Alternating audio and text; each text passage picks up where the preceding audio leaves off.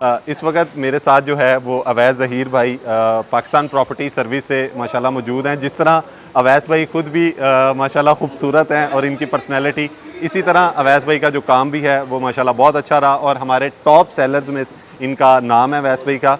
अवैस भाई से मैं ये मालूम करना चाहूँगा कि सबसे पहले अवैस भाई मुझे ये बताइएगा कि ओजी के साथ बैरिया स्काई के इस प्रोजेक्ट में आपका एक्सपीरियंस क्या रहा, और सेकेंडली जितने भी अभी आने वाले वक्त में इन्वेस्टर्स हैं करंटली सर्कमस्टांसिस के अंदर, आप क्या देखते हैं और किस तरीके से जो है आप उनको सजेस्ट कर सकते हैं? कलीम भी बहुत शुक्रिया आपका। बेसिकली मुझे याद है वो दिन भी जब हम लोगों की एक मीटिंग हुई थी और आप और सलमान भाई आए थे। बिल्कुल बिल्कुल। तो जब प्लान डिस्कस हुआ तो उसी टाइम डिसाइड किया कि हाँ यार, ये प्रोजेक्ट बड़ी एक आइडियल लोकेशन के ऊपर है। जिस तरह से प्रोजेक्ट का मास्टर प्लान आप लोगों ने हमसे डिस्कस किया तो फ़ौरन से इसके ऊपर वर्किंग स्टार्ट की थी।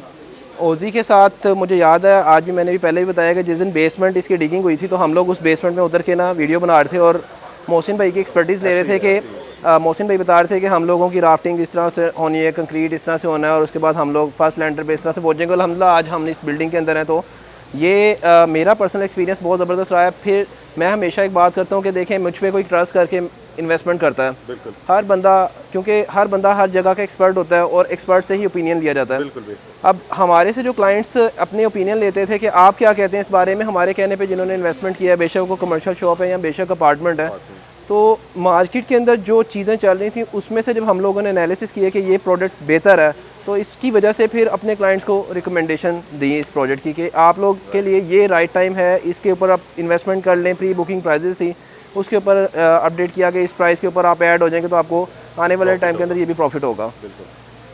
तो बस ये एक अल्लाह का शुक्र है, ओजी के साथ एक फैमिली वाली टर्म्स बन गई।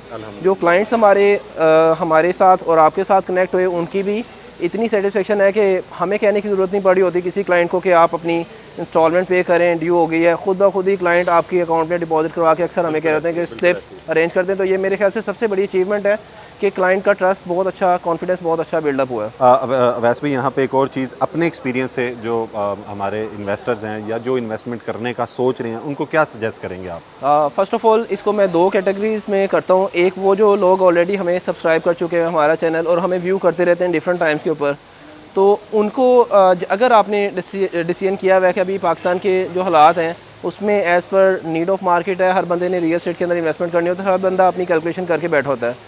इंस्टॉलमेंट के ऊपर बहुत कम प्रोजेक्ट होते हैं। फिर बैरिया जैसा एक सोसाइटी का नाम और इसके अंदर इंस्टॉलमेंट की बैरिया खुद एज इटसेल्फ प्रोजेक्ट्स नहीं देता।